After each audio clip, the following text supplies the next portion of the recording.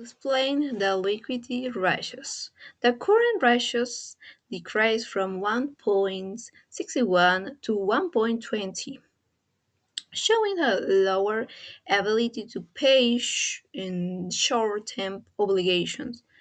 Eh, um, in the quick ratio increases from to 0.61 to 0.883, no? Which means immediate liquidity improved. Finally, work capital decreased slightly from 13,489 to 12,842.69.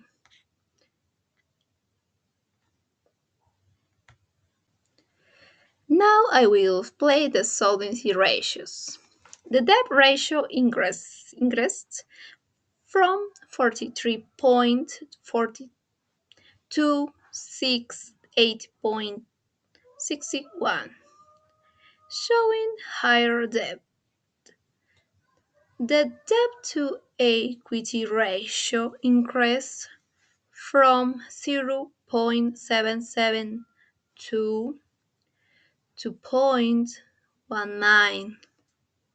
Finally, the equity ratio decreased from 56.62 31.39. Overall, the company became more dependent on debt. Yeah. Point 3. Profitability ratios. Now, I will play the company profitability ratios. First, the gross margin increases slightly from 23.08% to 23.85%. This means the company kept little more profit after covering the direct cost of producing its goods.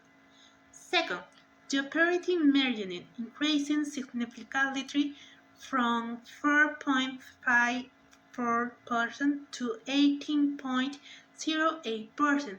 This shows that the company became much more efficient in controlling its operating expenses, resulting in higher profits from its core business activity. Next, the next margin improves from 2.88% to 11.23%. This indicates that after paying all expenses, taxes, and other costs, the company generated much higher net profits than in the previous period.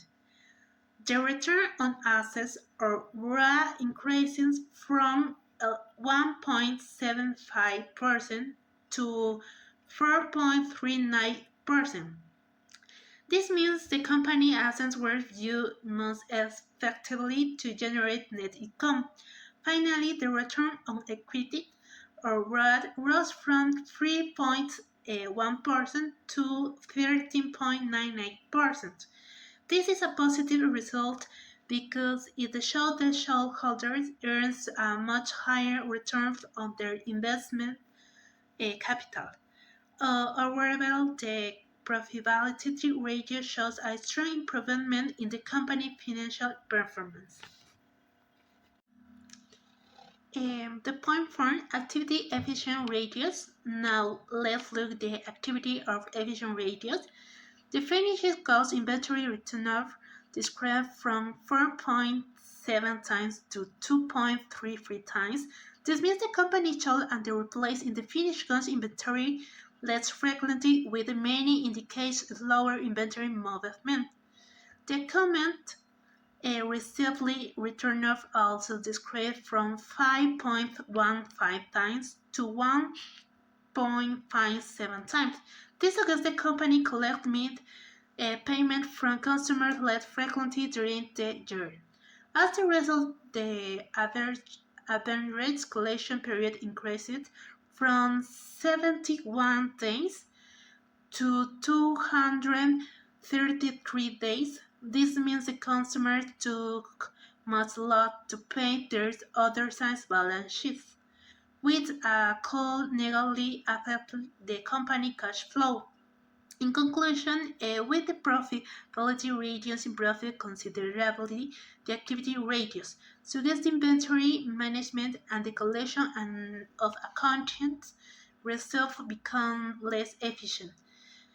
These are areas the company should monitor and improve in the future. To conclude, the company liquidity worsened from 2024 to 2025, mainly because current liability, bueno, leads increased. Leverage also increased with more financing coming from debt. Eh, However, profitability improved significantly, mainly, mainly due to lower administrative expenses. General recommendation for the company. Finally, I would like to present some recommendations from the company. First, the company should negotiate lower payment terms with suppliers or reduce its dependence of trade accounts payable. This will improve liquidity and help increase the current ratio. Second, the company should maintain a balanced capital structure with keeping the debt ratio close to 50% and reinvestment part it is a net income through straining equity. Finally, the company should continue controlling administrative costs and improves the management to selling experience and inventory. This will help maintain profitability and support long-term growth. Thank you for your attention.